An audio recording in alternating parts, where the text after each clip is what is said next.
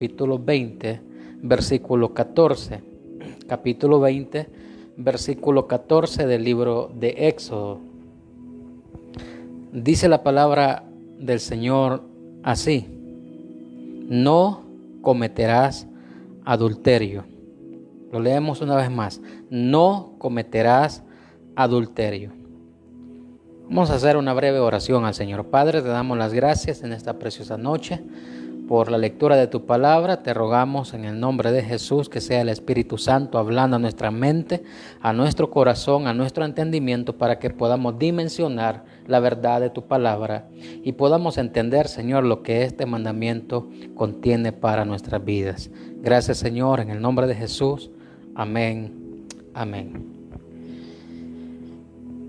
Dije en un programa anterior, dije de que a medida que vamos entrando en el estudio de los 10 mandamientos, cada mandamiento se va haciendo más personal a nuestra vida. Dios va hablando de una forma más directa y personal. Y antes de entrar en la materia de este tema, deseo expresar una tristeza profunda que siento muchas veces al darme cuenta que siempre que se habla sobre el adulterio, sobre este mandamiento o este tema en general, se suele tomar muy a la ligera y de una forma muy irresponsable. Casi siempre las personas que hablan al respecto de este tema lo hacen anteponiendo sus sentimientos o un sentimiento de prejuicio. Casi siempre lo expresan de una forma con ira, con enojo, como si fuese algo personal que ellos tienen respecto a este tema. Y la mayoría, al enseñar sobre este tema, cometen un grave error. Y el error que cometen es relacionar este tema del adulterio con el divorcio y el recasamiento. Tocan 3 temas como si fuese uno solo, cuando en realidad el adulterio es un tema muy profundo, difícil de entender y que es un dilema tremendo hablar acerca de este tema. Sin embargo, yo me quiero limitar a enseñar sobre este tema que es el adulterio, porque es el mandamiento que nos corresponde estudiar ahora, y por tal razón no voy a hablar ni del divorcio ni del recasamiento, porque esos son temas evidentemente distintos al tema que nos toca estudiar en esta ocasión. Así que al hablar acerca del adulterio, este mandamiento no habla del adulterio sexual solamente. Cuando usted analiza el espíritu o la intención del versículo que hemos leído, no habla solamente de adulterio de parejas, de relaciones sexuales entre hombre y mujer solamente, sino que envuelve todo el sentido de la palabra. El versículo no dice no adulterará el hombre con la mujer o la mujer con el hombre, sino que el mandamiento es no adulterarás. Y para definir esa palabra adulterar hay 3 significados o 3 definiciones de la palabra adulterar. La primera definición es: adulterar tiene que ver con quitar a una sustancia su pureza o su naturaleza. O sea, quitarle a una sustancia lo natural o echar a perder lo natural o la pureza de esa sustancia. La segunda definición es desnaturalizar una cosa mezclando una sustancia distinta a ella.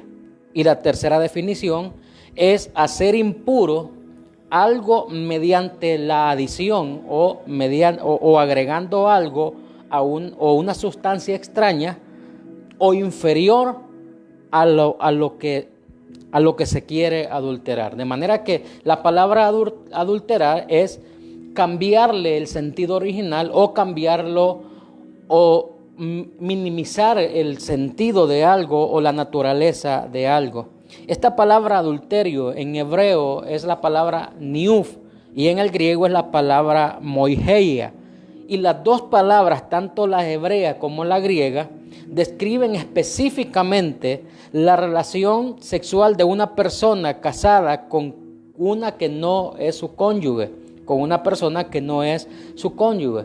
Y nosotros tenemos que entender que al hablar acerca de este mandamiento, bajo la ley de Moisés o bajo la ley levítica, este acto del adulterio era castigado con la muerte. Levítico capítulo 20, versículo 10, cuando el Señor, o cuando Moisés le da las leyes levíticas a los sacerdotes y al pueblo, en el versículo 10 del capítulo 20 de Levítico dice: si un hombre cometiere adulterio con la mujer de su prójimo, el adúltero y la adúltera indefectiblemente serán muertos.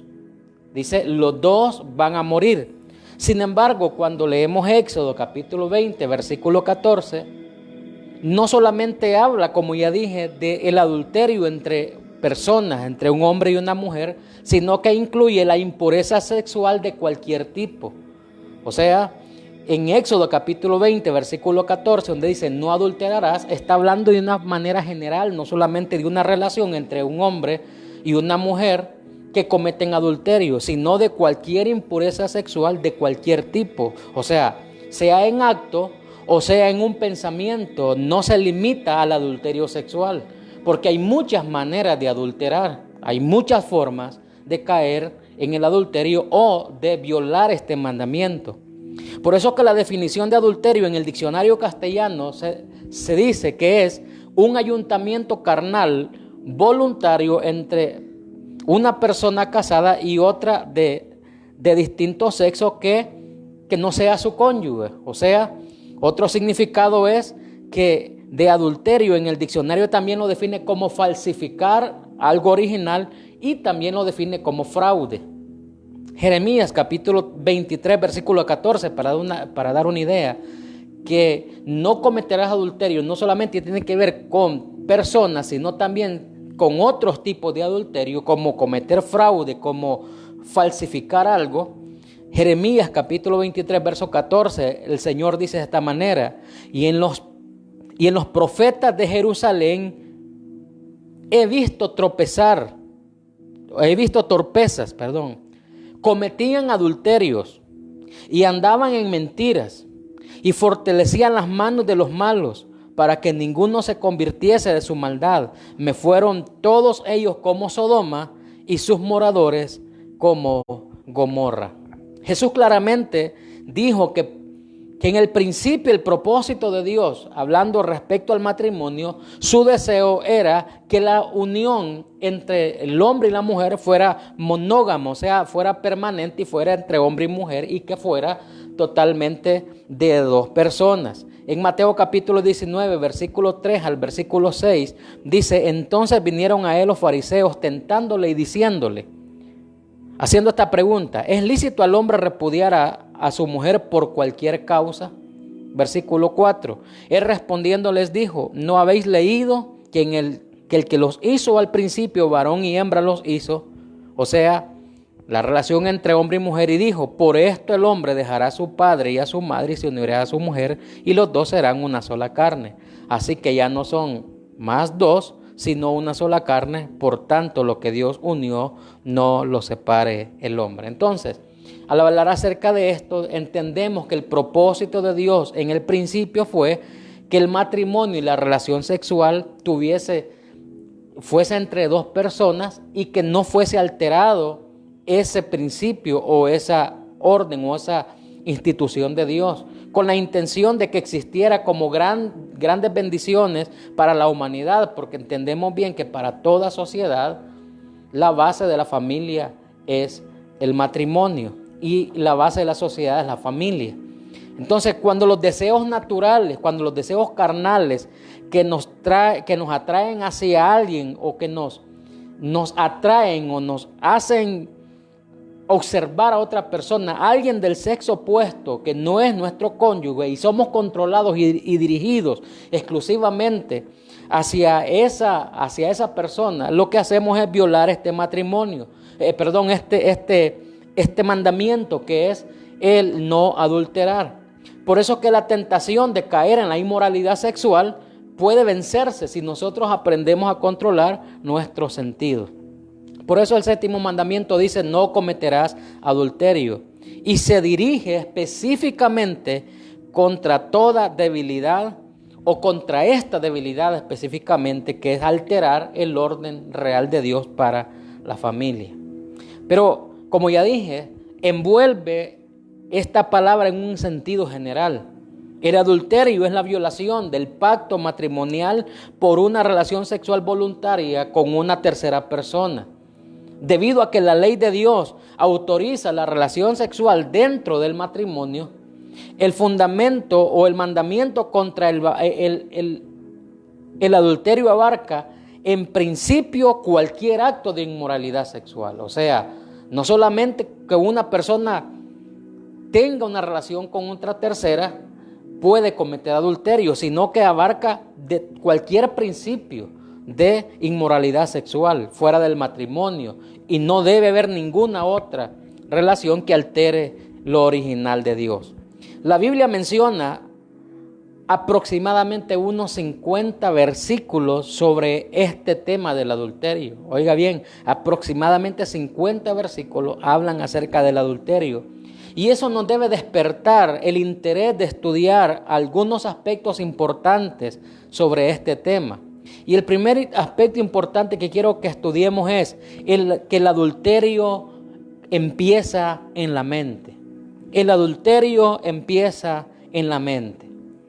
La concupiscencia o codicia es una afición desordenada, es una intención desordenada e ilícita de los placeres materiales, sobre todo los placeres sexuales.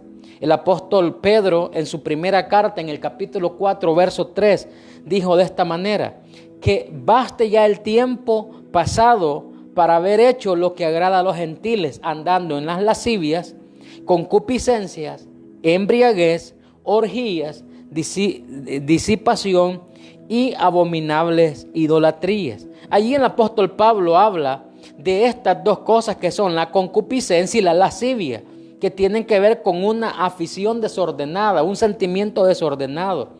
Los pensamientos de codicia son el comienzo del adulterio y la inmoralidad. Los pensamientos de estar codiciando, de estar observando a otra persona, es el empiezo o el inicio del adulterio y la inmoralidad. Mateo capítulo 5, versos 27 y 28 dice: oíste que fue dicho, no cometerás adulterio. Y Jesús dice: pero yo os digo que cualquiera que mira a una mujer para codiciarla, ya adulteró con ella en su corazón. Nosotros atacamos duramente a la persona que comete adulterio, que tiene relaciones sexuales con otra persona que no es su pareja, pero no condenamos a una persona que observa con lascivia y con deseo de obtener a esa persona, porque decimos, la vio pero no llegó al hecho, como si eso fuese diferente. Jesús dijo: ustedes oyeron que la ley de Moisés decía, no cometerás adulterio, pero yo les digo que cualquiera que mira a una mujer para codiciarla, es como si ya se hubiese acostado con ella, ya adulteró en su corazón con ella. Contrario a lo que muchos piensan, que las fantasías sexuales, si son perjudiciales en gran manera, pero no tienen ninguna ofensa para Dios. Algunos dicen: es cierto que una fantasía puede estar en mi mente, sin embargo eso no ofende a Dios porque no lo he llevado al acto. Pero la Biblia no dice eso. Jesús dijo: desde el momento que la mira y la codicia, ya adulteró en su corazón. Jesús lo explicó bien. El apóstol Santiago habló acerca de esto cuando dice que nuestros hechos se originan en nuestros pensamientos, en los deseos que giran en nuestra mente. Santiago capítulo 1, versículo 14 y versículo 15 dice: cada uno es tentado cuando de su propia concupiscencia es atraído y seducido. Entonces la concupiscencia, después que ha concebido, da a luz el pecado, y el pecado, siendo consumado, da a luz la muerte. Entonces, cuando hablamos acerca del adulterio, no podemos solamente limitarnos a decir que adúltero es una persona que ha pecado o ha tenido relaciones sexuales con otra persona que no es su esposa, sino que debemos de ir más allá, debemos de ir a la raíz, a la realidad del problema. Por ejemplo, hablar los sueños de relaciones sexuales ilícitas con otras personas que nos atraen particularmente de una forma vulnerable al cometer el hecho, personas que sueñan y que tienen pensamiento. Y no nos engañemos, las oportunidades de pecar están siempre presentes. Nadie, ningún hombre, ninguna mujer puede decir: es que a mí no se me ha presentado una oportunidad para pecar. Todos somos tentados. Tenemos que hacer caso a la advertencia que Jesucristo nos hace acerca del adulterio, que dice que comienza en la mente y en el corazón. El apóstol Juan describió esto en su primera carta. Primera Juan capítulo 2, verso 16 y verso 17 dice: todo lo que hay en el mundo, los deseos de la carne, eso se traduce como codicia. Los deseos de los ojos, eso es codicia. Y la vanagloria de la vida no proviene del Padre, sino del mundo. Y el mundo pasa y sus deseos, pero el que hace la voluntad de Dios permanece para siempre. Lo que está diciendo el apóstol Juan es que son nuestros deseos humanos llenos de codicia las que nos atraen y nos seducen, como ya Santiago lo dijo, a cometer este tipo de hechos. El segundo aspecto importante que quiero que estudiemos acerca de este mandamiento es que este mandamiento es una regla normativa sobre las relaciones. Es una regla normativa sobre las relaciones.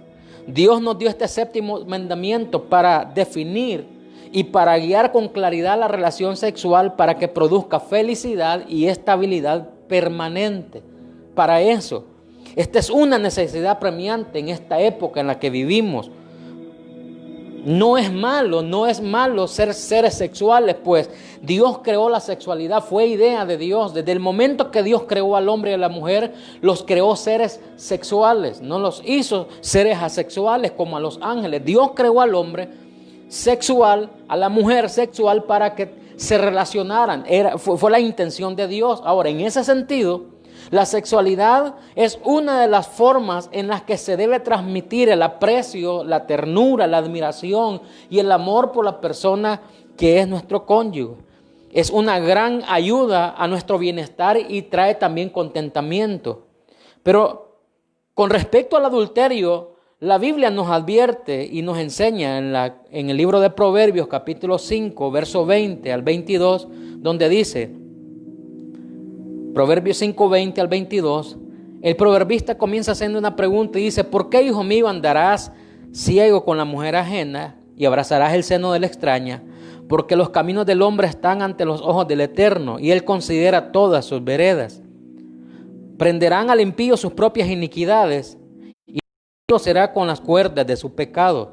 Más adelante encontramos otra advertencia en el mismo libro de Proverbios, en el capítulo 6, versos 27, 28 y 29, y el versículo 33, donde dice: ¿tomará el hombre fuego en su seno sin que sus vestidos ardan? ¿Andará el hombre sobre brasas sin que sus pies se quemen? Verso 29, así es el que se llega a la mujer de su prójimo, no quedará impune ninguno que la tocara. Verso 33, heridas y vergüenza hallará, y su afrenta nunca será borrada.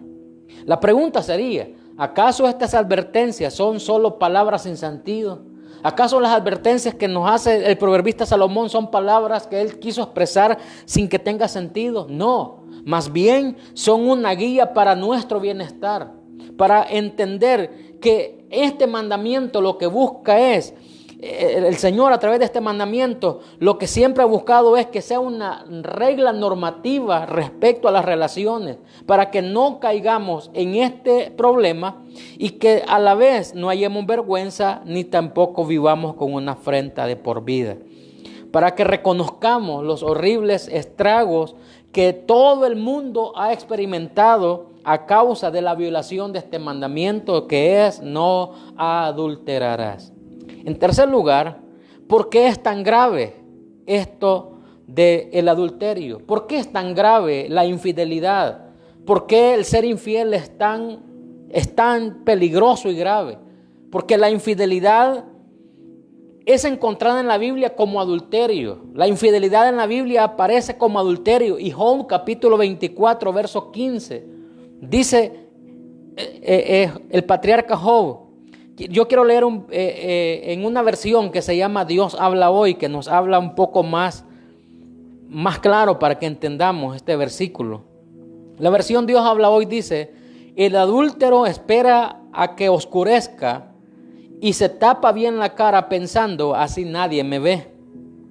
El Proverbio capítulo 20, siempre en la misma versión Dios habla hoy, dice: la mujer infiel hace lo siguiente: come, se limpia la boca y afirma que no ha hecho nada malo.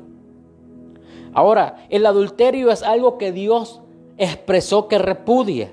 Dios repudia del adulterio. De hecho, en la ley que le dio el Señor a Israel, el adulterio se castigaba, como ya dije, con la muerte. Levítico 18:20 y versículo 29 dice: no te acuestes con la mujer de tu prójimo, ni tengas relaciones sexuales con ella, para que no te hagas impuro por esa causa. Verso 29: el que cometa cualquiera de estas infamias será eliminado de entre el pueblo. Pero Levítico 18, versículo 20 hasta el 29 no solamente habla de el adulterio del hombre con una mujer o de una mujer con el hombre, sino que el verso 29 dice: el que cometa cualquiera de estas infamias, y habla de otros problemas, o sea, acerca de si el tío se acostara con la sobrina, si el padre se acostara con su hija cometiendo incesto, y habla de otros tipos de relaciones que el Señor dio normas para que no se cometan este tipo de cosas. Y Él dice,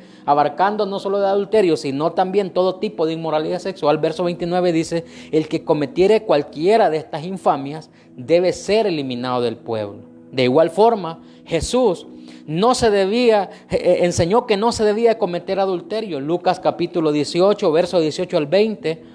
En esta versión Dios habla hoy, dice: uno de los jefes le preguntó a Jesús: maestro bueno, ¿qué debo hacer para alcanzar la vida eterna? Jesús le contestó: ¿por qué me llamas bueno? Bueno solo hay uno, y es Dios. Y ya sabes los mandamientos: no cometas adulterio, no mates, no robes, no digas mentiras en prejuicio de nadie, y honra a tu padre y a tu madre. Jesús a este muchacho viene y le enfatiza que no se debe de cometer adulterio, porque para él era algo de repudio. Por eso es que decimos que el adulterio rompe la solemne promesa que se hace con el cónyuge o el cónyuge a su pareja el día de su matrimonio, y cometer adulterio es pecar contra Dios. Eso está claro, la Biblia lo enseña. Génesis, por ejemplo, Génesis capítulo 39, versículos 7 al 9, hablando acerca de José. Usted conoce bien la historia de José, cuando José estuvo a punto de pecar. Voy a leer Génesis 39, versículos 7 al 9, en la versión Dios habla hoy. Dice: así que después de algún tiempo la esposa de su amo se fijó en él, y un día le dijo: acuéstate conmigo. Pero José no quiso y le contestó: mire usted, mi amo ha dejado a mi cargo todo lo que tiene, y estando yo aquí, no tiene de qué preocuparse. En esta casa nadie es más que yo. Mi amo no me ha negado nada, sino solamente a usted, porque usted es su esposa. Así que, ¿cómo podría yo hacer este mal y pecar contra Dios? José también reconoce que de acostarse con la mujer de Potifar era pecar contra Dios, porque el adulterio es pecar contra Dios. También, cuando hablamos acerca de esto, no debemos olvidar lo que dice Hebreos capítulo 13, versículo 4, donde dice que a los fornicarios y adúlteros los juzgará Dios. La versión Dios habla hoy dice: que todos respeten el matrimonio y tengan la pureza de sus relaciones matrimoniales, porque Dios juzgará a los que cometen inmoralidades sexuales y a los que cometen adulterio. Y nosotros encontramos un caso bien particular en la Biblia, bien sonado en la Escritura, y es el ejemplo del rey David. David es un ejemplo. Él era un hombre casado. Se acostó con la mujer de un oficial de su ejército llamado Urías Eteo. Segundo de Samuel capítulo 11, versículo 2 al versículo 4. Lo voy a leer siempre en esta versión Dios habla hoy, que dice: una tarde, al levantarse David de su cama y pasearse por la azotea del palacio real, vio desde allí a una mujer muy hermosa que se estaba bañando. Esta mujer estaba apenas purificándose de su periodo de menstruación. David mandó a que averiguaran quién era ella y le dijeron que era Betsabé, hija de Eliam y esposa de Urías Heteo. David ordenó entonces a uno de sus mensajeros que se la trajeran y se acostó con ella, después de lo cual ella volvió a su casa. La Biblia enseña que esta acción Dios la vio con desagrado. A Dios le molestó esta acción que hizo David. Aquí hay muchas razones. Número uno, él estaba en su casa cuando debía de estar en la guerra. No debía estar en su casa. Debía de estar con el ejército en el tiempo que los reyes salían a la guerra. Número dos, David no necesitaba a esta mujer porque no solamente tenía una esposa, tenía muchas esposas, porque en este tiempo la poligamia era algo permitido, era algo normal tener no una esposa, sino varias esposas.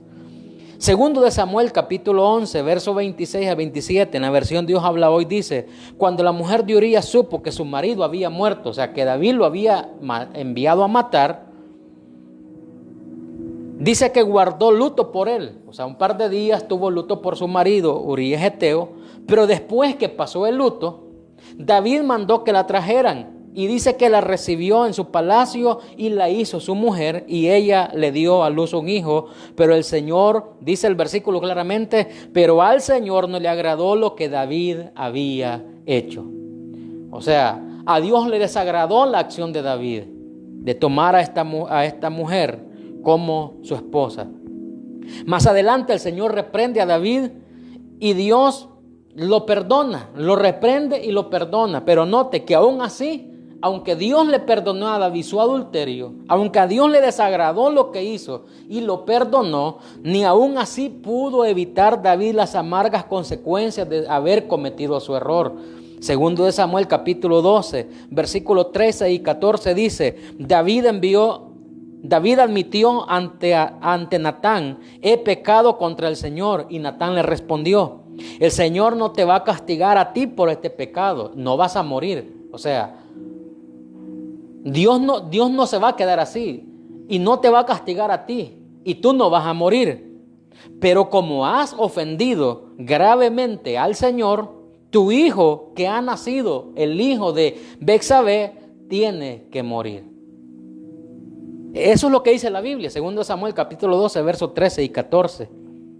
Más adelante nosotros sabemos que el hijo que había nacido de Betsabé como fruto de esta relación murió y David había tomado a Betsabé como esposa. Y más adelante nosotros sabemos que David tuvo otro hijo con Betsabé y es Salomón, el rey Salomón, el sucesor en el trono. Pero más adelante Salomón reconoce y dice esto. El rey Salomón más adelante en el capítulo 6 de Proverbios, versículo 32 dice: el hombre que comete adulterio es un necio total. Salomón lo dice: el hombre que comete adulterio es un necio. No sabe lo que hace, porque se destruye a sí mismo. Salomón lo enseñó y lastimosamente Salomón cometió no un error, sino muchísimos más errores que David, su padre, respecto a este mandamiento. Entonces, en cuarto lugar, quiero que entendamos otra cosa respecto a esto, que la lujuria también es infidelidad.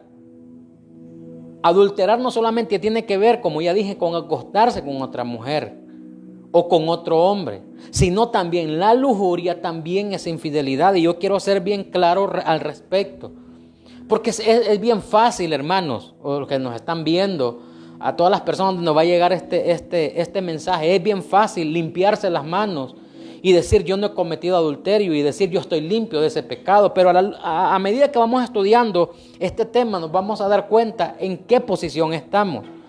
Algunos piensan que solo es infidelidad tener relaciones sexuales con otra persona que no sea su pareja. Sin embargo, la Biblia sostiene que cuando la lujuria viene a una persona es suficiente para ser contado como un adúltero.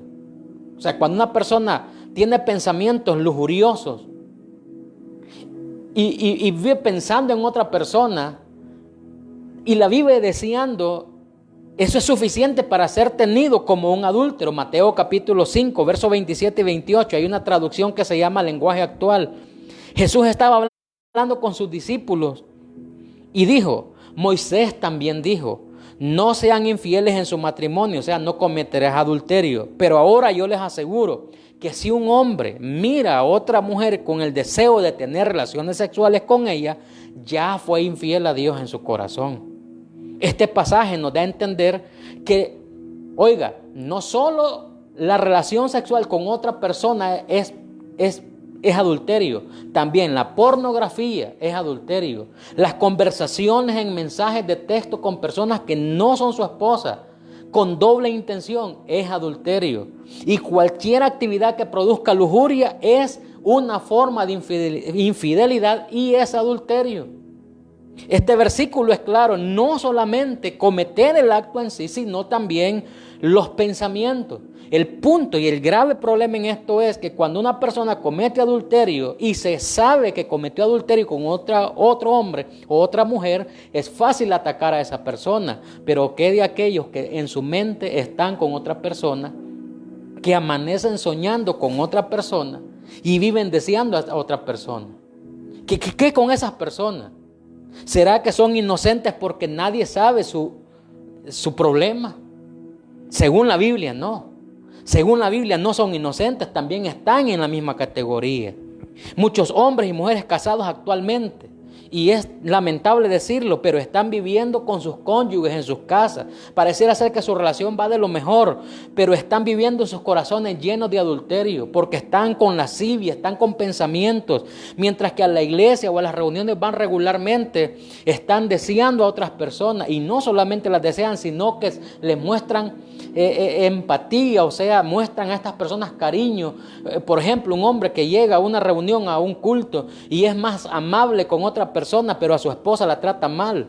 Habría mucho que observar respecto a eso, porque a su esposa la trata mal o a su marido lo trata mal y es cariñoso con otras personas y es con ciertas personas que lo hacen. Entonces habría que ver e indagar cuál es la razón por la que lo hace, y Dios conoce el corazón de cada uno.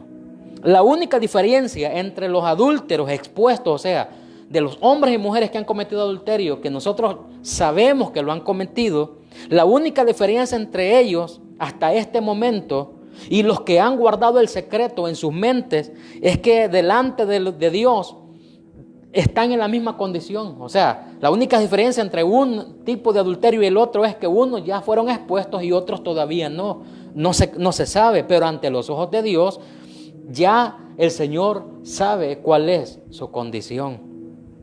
Por esto sabemos que el adulterio no es un acto físico solamente, sino que el adulterio tiene que ver con una actitud del corazón. Es algo que sale del corazón, es algo que está allí. Y hay personas que a mí me han dicho, yo no soy adúltero. Hay personas que se mofan y se sienten limpios respecto a esto. Pero yo estoy seguro que hay personas que no pecan porque no han tenido la oportunidad. Porque cualquiera puede decir, es que yo no he pecado porque yo soy limpio. La pureza no se manifiesta cuando no hay una prueba. Cuando una persona es probada y está entre la espada y la pared, allí se ve en realidad la pureza y la santidad. Pero muchos no han estado en esa situación y por eso se sienten limpios. Ahora, la palabra adulterio en el griego tiene otra variación que tiene que ver con moikeia. Y esta palabra es el cumplimiento intencionado del contrato del matrimonio y el pacto por alguna de las dos partes, o sea, el incumplimiento de cualquiera de las dos partes al llevar a cabo un acto sexual o deseando tener a una tercera persona dentro de la relación. O sea, moikeia tiene que ver con una variación que es con que una persona que está dentro del matrimonio, que es parte del matrimonio, una de esas dos partes comete adulterio y mete a otra tercera persona en la relación que ya existe. Ahora, relaciones sexuales extramaritales, la Biblia habla mucho acerca de eso, como ya dije, más de 50 versículos. Por ejemplo, Deuteronomio capítulo 22, versículo 22, Éxodo 20, 14, Levítico 20, 10, Proverbios 6, 32 al 33, Mateo capítulo 15, verso 18 al 20. Hay muchos versículos que hablan acerca de eso. Pero en quinto lugar, quiero hablar acerca de el adulterio. No es un pecado imperdonable. Escuche esto, el adulterio no es un pecado imperdonable. Quiero que escuche bien, no va a decir que estoy diciendo que el adulterio es un pecado imperdonable. No, el adulterio no es un pecado imperdonable. O sea, Dios puede perdonar el adulterio. Cuando usted lee Juan capítulo 8, si hasta ahorita usted no me ha seguido con su Biblia, hermano, agarra su Biblia en este momento y analicemos juntos este capítulo. Juan capítulo 8, versículo 1 al versículo 11. Usted léalo en su Biblia, en su versión. Yo voy a leer una versión que se llama Kadosh Israelita Mesiánica. Es una traducción directa del original al español. La Kadosh Mesiánica. Versículo 1 dice: pero Jesús se fue al monte de los olivos.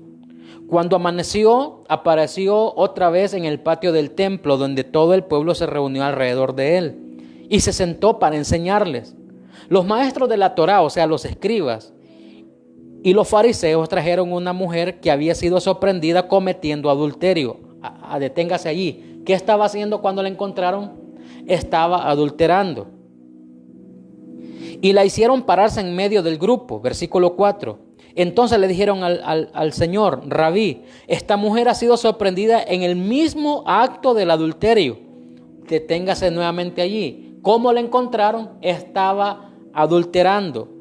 Atención, para adulterar se necesita otro. Eran dos. Versículo 5. Ahora, en nuestra Torá o en la ley de Moisés, Moisés ordenó que tal mujer fuera apedreada hasta que muriera. ¿Qué es lo que tú dices al respecto? ¿Cuál es tu opinión? Ellos dijeron esto para tentarle, porque querían tenderle una trampa, para que ellos pudieran tener base cómo acusarlo. Pero Jesús se agachó y comenzó a escribir en el polvo con su dedo. Verso 7. Y como insistían en preguntarle, él se enderezó y dijo: el que de ustedes esté sin pecado, sea el primero en tirar la piedra contra ella. Entonces se agachó y siguió escribiendo en el polvo. Al oír esto, ellos empezaron a irse uno a uno, los ancianos primero, hasta que se quedó solo con la mujer que todavía estaba allí. Poniéndose de pie, Jesús le dijo: ¿dónde están ellos, los que te acusan? ¿Nadie te ha condenado? La mujer dijo: nadie, Señor. Jesús le dijo: tampoco yo te condeno. Vete y no peques más.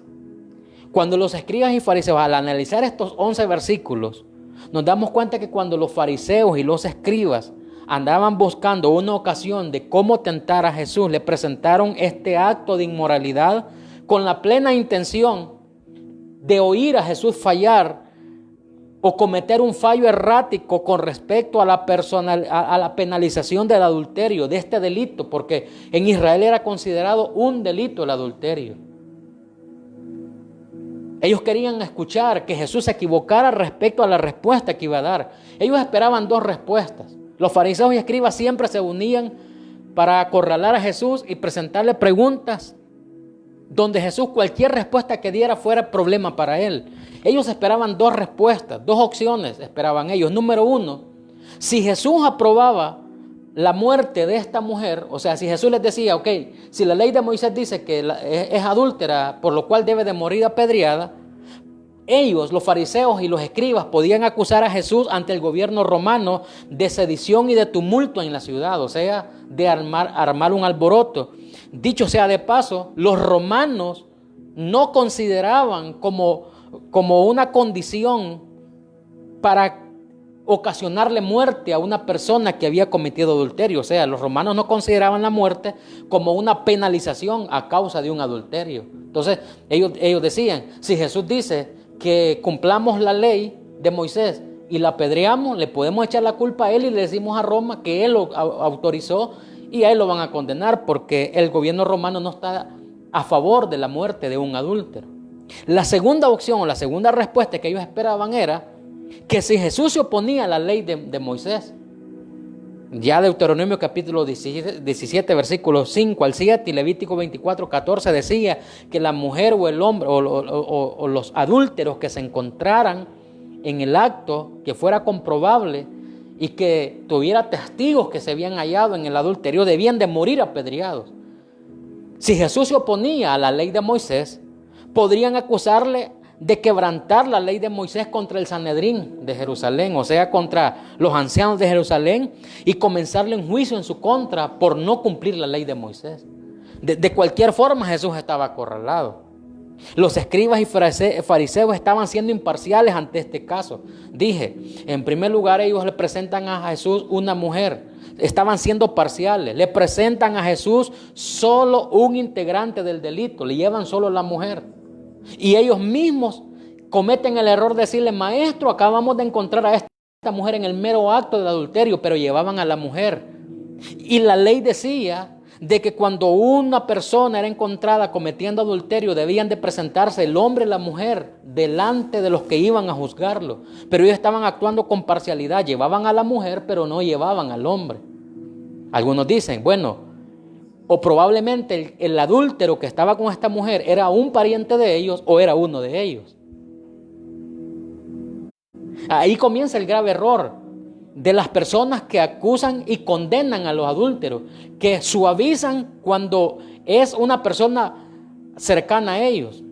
Si el adulterio lo comete alguien a quien ellos están cercanos, suavizan el pecado y tratan de buscar misericordia. Pero cuando la persona acusada de adulterio no tiene nada que ver con ellos, le ponen todo el peso de la ley y caemos en hipocresía. No habían traído al hombre. Es claro el pasaje. La ley claramente decía, Levítico 20:10 dice: si alguien cometiera adulterio con la mujer de su prójimo, se condenará a muerte tanto al adúltero como a la adúltera. O sea, los dos tenían que estar delante de Jesús para ver cuál era su sentencia, pero llevaron solo a la mujer. Cuando Jesús les contestó, su respuesta fue lanzada directamente a sus conciencias. Los fariseos, los escribas estaban tan deseosos que Jesús les dijera: mátenla, apedréenla, porque le iban a acusar ante el Sanedrín. Y si Jesús decía no la apedreen, ellos buscaban una forma de acusar a Jesús. Pero Jesús les dice estas palabras: el que de vosotros esté sin pecado, sea el primero en arrojar la primera piedra contra ella. Y aquí existen dos versiones de entender este versículo. Y no importa la forma en la que la querramos ver, siempre nos va a llevar a la misma conclusión. Póngame atención. El versículo 7 dice, en el original dice así: el que de ustedes se sienta limpio de este pecado de adulterio. Se lo dice Jesús a los fariseos y a los escribas. Oiga, atención. El que de ustedes se sienta limpio de este pecado, o sea, el que de ustedes no sea adúltero, tiene todo el derecho de arrojar la primera piedra. Eso dice el original. En la versión que nosotros tenemos dice: el que de ustedes se sienta limpio de pecado. Pero esto abarca cualquier pecado. El que de ustedes se sienta limpio de cualquier pecado, sea el primero en tirar la primera piedra. Si nosotros interpretamos que la forma de ver este versículo, lo más correcto es el original, entonces pudiéramos decir, bueno, si Jesús dijo: el que se sienta limpio de adulterio, lance la primera piedra, podríamos decir entonces que el que no ha cometido adulterio sí puede condenar a un hombre o a una mujer que cometió adulterio. Pero basado en lo que ya hemos estudiado, de que adulterio no solamente es acostarse con otra persona, sino que el adulterio comienza en la mente, tenemos un grave problema. Y si lo tomamos de la otra forma, de que Jesús dice: el que se sienta libre de pecado, de cualquier pecado, arroje la primera piedra, estaríamos menos calificados para condenar a la persona. Entonces, ¿a qué llegamos? Note que la respuesta que Jesús les dio a los fariseos y a los escribas, su respuesta sacudió la conciencia lo más profundo.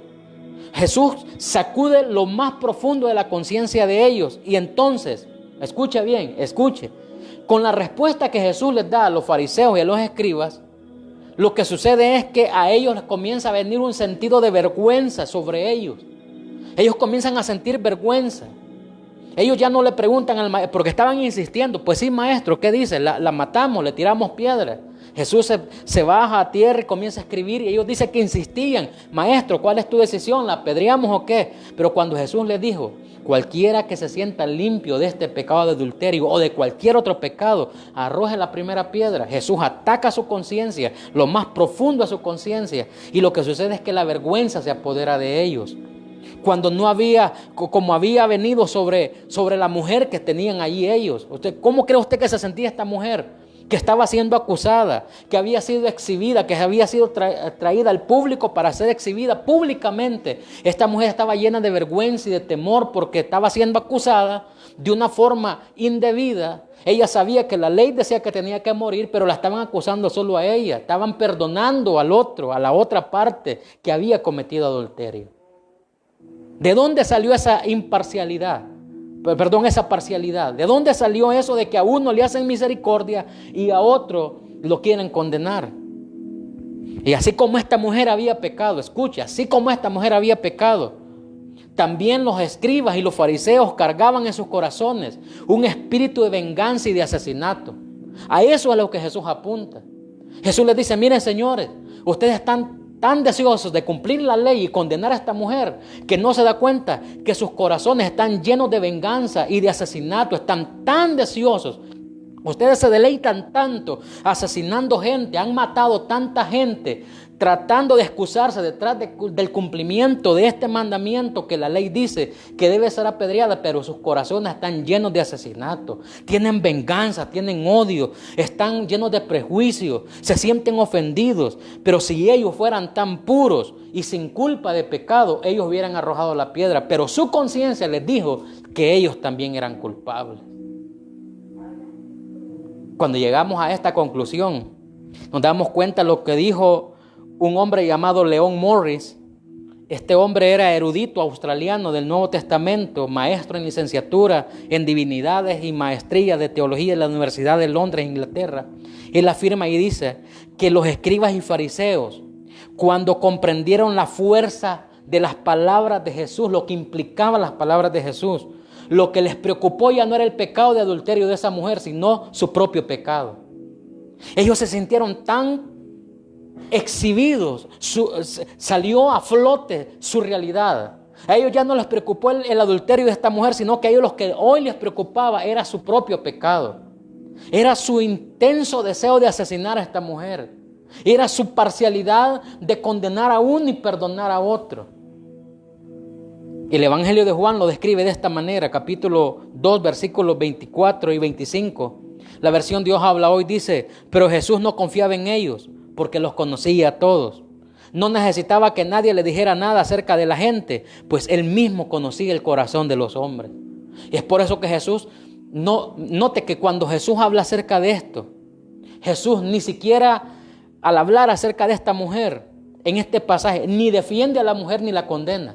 Usted se dará cuenta que Jesús ni la defiende ni la condena, solo busca que los airados y prepotentes enjuiciadores realicen un autoexamen de sus propias vidas. Jesús no les dice esta mujer es inocente, ni tampoco les dice es culpable. Jesús lo que busca es traer a ellos, a sus conciencias, la impotente, el fuerte o el deseo intenso que tenían de enjuiciar a esta mujer, de condenarla. Pero Jesús, su respuesta lo que hace es lanzarles un examen de conciencia a ellos, personalmente, de sus propias vidas. Y note que no eran a cualquier persona. Estos hombres, los fariseos y los escribas, eran líderes religiosos. Y es triste, es lamentable ver cómo muchos líderes, en vez de ayudar a la persona que ha cometido un pecado y ha caído en un error, están listos para condenarlo. Es tanto el deseo de lanzarle la condena y de verlo con prejuicio, cuando realmente estamos puestos para ayudar a las personas que han cometido el error. Y esto podría decir, eso le da pauta a que la gente peque. No, eso no es libertad, no es licencia para pecar. Pero si alguien ha pecado, el trabajo de nosotros los líderes, los pastores, los predicadores, no es ponerle más carga a la persona. Ya tiene suficiente culpa, suficiente vergüenza, suficiente problema para que nosotros le pongamos otra. Lo que Dios enseña en este pasaje, Jesús les dice, así como esta mujer adúltera está en pecado, ustedes también están en pecado porque también ustedes tienen deseos de matar. Y voy a ir terminando con unos versículos. Romanos capítulo 2, versículos 17 al 25. Note lo que dice. Voy a leer la versión Dios habla hoy porque ya dije para ser más claro en la intervención. Romanos capítulo 2, verso 17 al 25. Cualquiera podría decir, pero usted está favoreciendo esta situación. No. Note lo que dice Romanos 2, 17 al 25. Tú te llamas judío, confías en la ley de Moisés y estás orgulloso de tu Dios. Conoces la voluntad de Dios y la ley te enseña a escoger entre lo bueno y lo malo. Estás convencido de que puedes guiar a los ciegos y alumbrar a los que andan en oscuridad, de que puedes instruir a los ignorantes y orientar a los sencillos, ya que en la ley tienes la regla del conocimiento y de la verdad. Pues bien, si tú te sientes tan orgulloso de eso y enseñas a otro, ¿por qué no te enseñas a ti mismo? Si predicas que no se debe de robar, ¿por qué robas? Si dices que no se debe cometer adulterio, ¿por qué lo cometes? Si odias a los ídolos, ¿por qué robas las riquezas del templo? Te glorías de la ley, pero deshonras a Dios porque la desobedeces. Con razón dice la Escritura, los paganos ofenden a Dios por culpa de ustedes. Verso 25. Es cierto que a quien conoce la ley de Moisés, la circuncisión le sirve de algo. Pero si no obedeces la ley, es como si no estuvieras circuncidado. O sea, si no obedeces la ley, si no cumples la ley, es por más que te sientas orgulloso de la ley. Eso cae como guacalada de agua helada, nomás uno se levanta. Porque nos sentimos tan orgullosos de la ley y decimos, es que yo le soy fiel a Dios. Pero no nos damos cuenta que la misma ley de la que nosotros nos sentimos orgullosos nos condena. Los versículos 9 al 11 de Juan capítulo 8 que leímos acerca de la mujer adúltera, nos dice cómo Jesús sale bien librado de la trampa que le lanzan los fariseos y escribas y cómo eficazmente ordena a la mujer a detener el pecado de su vida cuando le dice en el versículo 11, vete, desde ahora no peques más. De esta manera Jesús confrontó a estos fariseos y escribas pronunciando una sentencia sobre ellos al mismo estilo romano que era escribiendo con su dedo en la tierra, versículos 6 a 8, pero expresándola de una forma que nadie de ellos tenía el derecho de condenar a esta mujer por el pecado que había cometido. Estos religiosos hipócritas estaban tan acostumbrados a matar gente que hasta llevaban las piedras ya en las manos, esperando que Jesús dijera, láncenla, mátenla porque es digna de muerte. Estaban tan acostumbrados a matar a gente y habían matado a tantos que ya ni siquiera les preocupaba la muerte de una persona. De aquí que no cabe duda, al entender esto, no cabe duda de que Dios no condena a la persona que comete el adulterio, sino que se inclina por mostrarle misericordia y perdón, mostrando su incansable deseo de que el hombre reflexione respecto a su pecado y que venga al conocimiento de la verdad y que nuestros actos los podamos dejar porque van en contra de la voluntad de Dios. Jesús no condenó a la mujer pecadora. Jesús condenó el acto que ella había hecho, pero no a la mujer. ¿Cuál es el problema en los religiosos? Que condenan al hombre y le cierran las puertas, le cierran el cielo y le dicen, usted ya no es digno de ser salvo por lo que ha cometido. Cuando eso es un error bíblico. Dios condena el pecado, pero no condena a la persona. Mientras tiene vida, tiene esperanza. Ezequiel capítulo 18, versos 31 y 32 en la versión Dios habla hoy dice, apártense de todas estas maldades que han cometido contra mí y háganse un corazón nuevo y un espíritu nuevo. ¿Por qué habrán de morir, pueblo de Israel, si yo no quiero la muerte de ustedes ni de la de nadie? Apártense del mal y vivirán. Lo afirmo yo, el Señor. Aquí está claro que Dios en ningún momento ha deseado que el hombre muera. Dios lo que quiere es que el hombre reflexione y venga al conocimiento de la verdad. Este pasaje nos enseña que así como Dios condena el pecado de adulterio, también lo hace con la misma severidad. Así como Dios condena el pecado de la persona que comete adulterio, también lo hace con la misma severidad cualquier pecado cometido.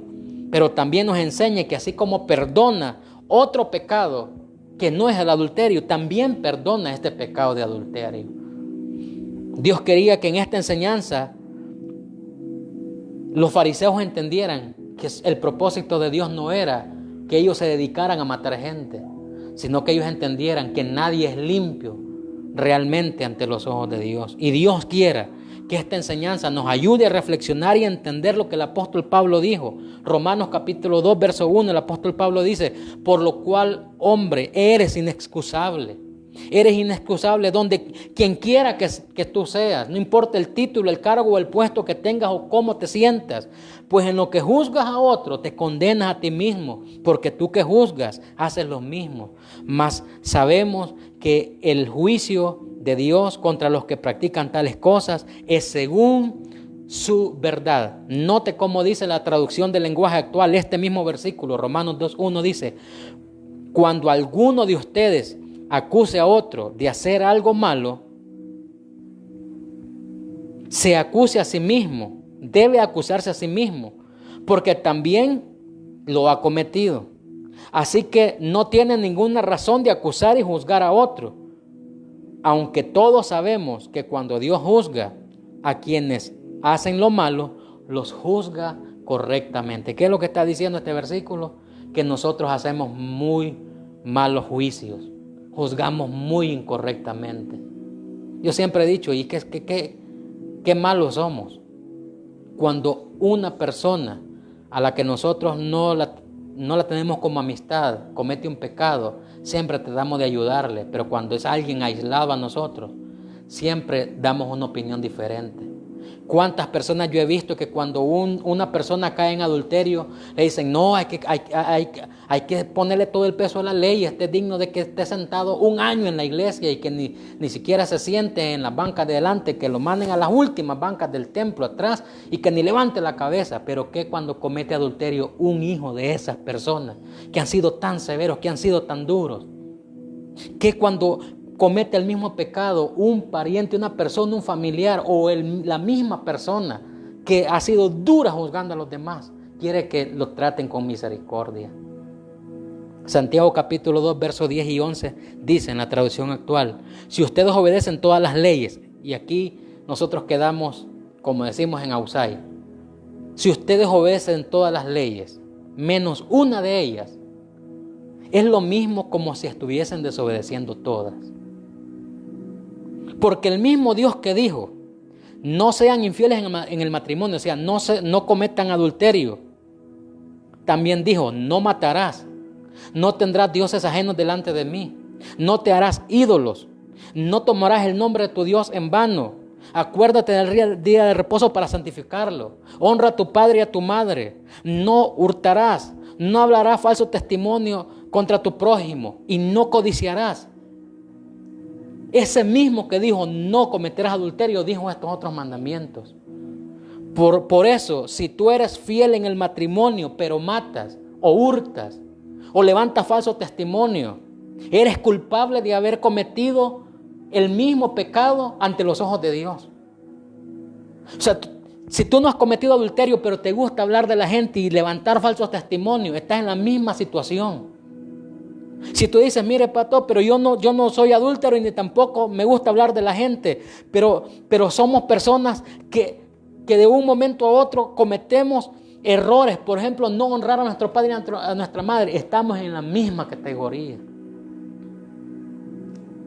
Hoy sí voy a terminar. Gálatas 2, 14 al 21 dice: pero cuando vi que no andaban correctamente conforme a la verdad del evangelio, dije a Pedro delante de todos: si tú, siendo judío, vives como los gentiles y no como judío, ¿por qué obligas a los gentiles a que se judaicen? Nosotros nacimos judíos y no pecadores de entre los gentiles, sabiendo que el hombre no es justificado por las obras de la ley. Atención, verso 16 dice: sabiendo que el hombre no es justificado por las obras de la ley. La ley a nadie justificó. Yo dije en un programa anterior que la ley no era para vida, la ley era para muerte, porque la ley lo que era es un documento contrario a nosotros, porque la ley decía que cualquiera que cometiera un pecado debía de morir. Y según la Biblia, nadie guardó los 10 mandamientos hasta que apareció Cristo. Entonces dice, sabiendo que el hombre no es justificado por las obras de la ley, sino que por la fe de Jesucristo, nosotros también hemos creído en Jesucristo para ser justificados por la fe en Cristo y no por las obras de la ley, por cuanto las obras de la ley por las obras de la ley nadie será justificado. Y si buscando ser justificados en Cristo, también nosotros somos hallados pecadores, ¿es por eso Cristo ministro de pecado? En ninguna manera. Porque si las cosas que destruí, las mismas vuelvo a edificar, transgresor me hago. Porque yo por la ley soy muerto para la ley, a fin de vivir para Cristo. Con Cristo estoy juntamente crucificado, y ya no vivo yo, mas vive Cristo en mí. Y lo que ahora lo vivo en la carne, lo vivo en la fe del Hijo de Dios, el cual me amó y se entregó a sí mismo por mí, no desechando la gracia de Dios. Pues si por la ley fuese la justicia, entonces por demás murió Cristo. Quiero cerrar diciendo, esta serie de los 10 mandamientos, la idea de enseñarlos no es hacerle creer a usted que nosotros los cumplimos al pie de la letra y que usted los tiene que cumplir al pie de la letra. Porque por más que se esfuerce, por más que nos esforcemos, ya la misma Biblia nos enseñó que nosotros no pudimos guardar la ley. Por eso apareció Cristo, porque el hombre era incapaz de justificarse por las obras de la ley. Y es por eso que Cristo apareció, para quitar el acta de la ley que nos era contraria y ahora ser justificados no por la ley, sino por Cristo, porque la ley no justifica al hombre, pero Cristo sí lo justifica. Es por eso que yo he dicho, cuando lleguemos delante de Dios no vamos a llegar y le vamos a decir yo estoy aquí porque yo soy santo, queriendo justificarnos. El hombre cae en ese gravísimo error. Los cristianos tenemos ese grave error, que creemos que somos la mamá de todos los pollitos y nos sentimos mejor que otros. Señores, todos estamos en la misma categoría.